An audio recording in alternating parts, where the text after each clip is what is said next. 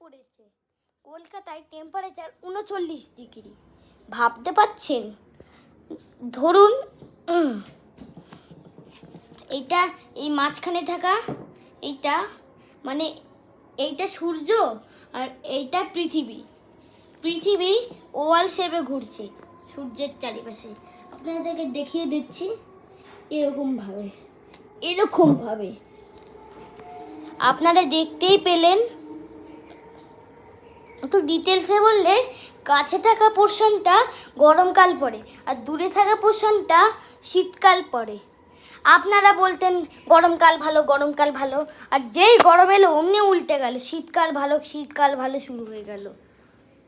তো গাইস, না কোনো গাইস নেই। তো আমি আপনাদেরকে এই কেসটা বলে দিলাম পৃথিবীর সাথে হওয়া।